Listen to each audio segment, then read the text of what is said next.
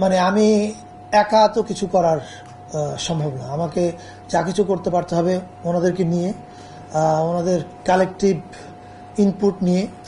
তবে আমি এটুকু বলতে পারি যে আমরা সবাই জানি, এটা লুকাবার কোনো কিছু নাই, যে সংস্কৃতি মন্ত্রণালয় একটি অবহেলিত মন্ত্রণালয়। এখানে বাজেট কম থাকে। আমার শক্তির জায়গাটা হচ্ছে I have a great team with me, এবং আমি একা, I am not the star, they are the real stars. আমি আমার পরিকল্পনার মধ্যে যেটা বলতে চাই, যেটা আমি ভাবছি গত কিছুদিন ধরে, যে প্রথমে আমি আমার মন্ত্রণালয়ের সবার সঙ্গে বসে আমি রিয়াল সিচুয়েশনটা জানতে চাইবো, যে আমাদের ফান্ডিংয়ের অবস্থাটা কি, এই ফান্ডিংয়ের মধ্যে কি পরিমাণ অর্থ খরচ হয় বেতনে, কি পরিমাণ উন্নয়ন প্রকল্পে, কি পরিমাণ প্রশিক্ষণে, এটা জানার চেষ্টা করব। চেষ্টা করার পরে এবার আমি এরপর একটা মিটিং করব হচ্ছে যে একাডেমিগুলো হেড করছেন যারা, তাদেরকে নিয়ে, এবং পাশাপাশি সেই মিটিংয়ে আমি চেষ্টা করব ইম্পর্টেন্ট কিছু স্টেক হোল্ডারকে রাখতে, সাহিত্য, সংস্কৃতি, ফিল্ম। যদিও ফিল্মকে আমরা একটু ফিল্ম মানে না ঘরকা না খাটকা অবস্থা আছে, কিন্তু আমি এখানে সংস্কৃতি, আমি মনে করি যে ফিল্মের দিকে আমাদের নজর দিতে হবে। কারণ আমরা যে নতুন বাংলাদেশের ন্যারেটিভ নির্মাণ করতে চাই, সেই ন্যারেটিভ ফিল্ম ছাড়া নির্মাণ করা ইজ ইম্পসিবল। আর ফিল্ম হচ্ছে কালচারাল ন্যারেটিভ নির্মাণের একটা ভেরি স্ট্রং টুল। জুলাইতে একটা বড় গণহত্যা হয়েছে, এটা এমন না যে জাস্ট একটা সরকার পরিবর্তন হয়েছে, নো, একটা ম্যাস কিলিং হয়েছে।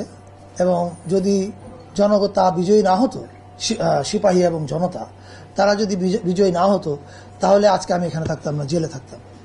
That is a reality.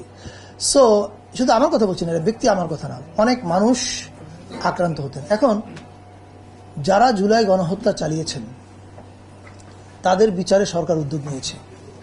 যারা ফার্স্ট হ্যান্ড অপরাধী তাদেরকে সরকার বিচারের আওতায় আগে আনবে।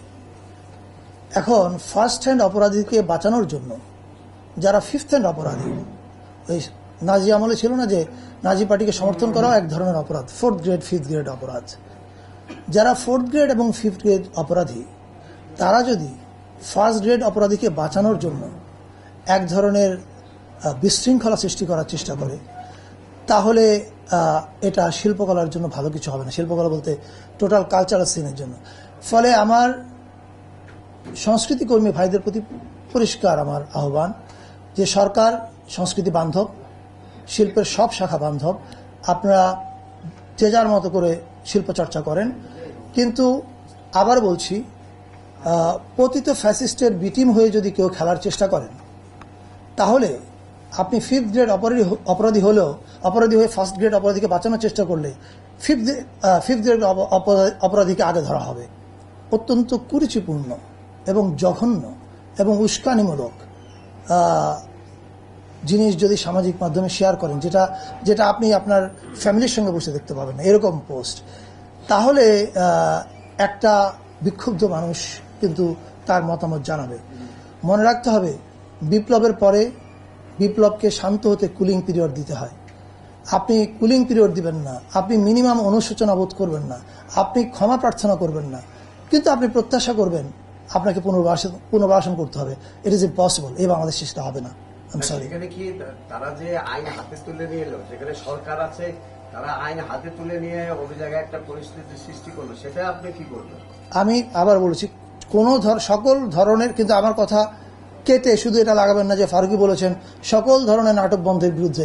আমি আবার বলছি, বাংলাদেশে নাটক বন্ধ হয়নি, যাত্রা বন্ধ হয়নি, সিনেমা বন্ধ হয়নি।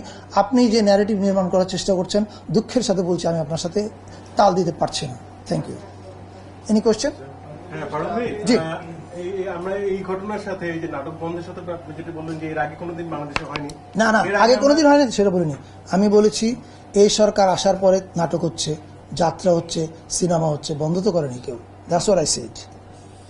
গতকাল থেকে আপনি সোশ্যাল সামাজিক মাধ্যমে আপনি দেখেছেন কিনা যে আপনাকে পুত্র আলো হচ্ছে যে আপনি একসময় আওয়ামী লীগের সহিংস করতেন, অনেক নেতার সাথে আপনার ছবি আছে, আপনার পরিবারের কথা বলা হচ্ছে যে মুভিতে অভিনয় করার বিষয় নিয়ে।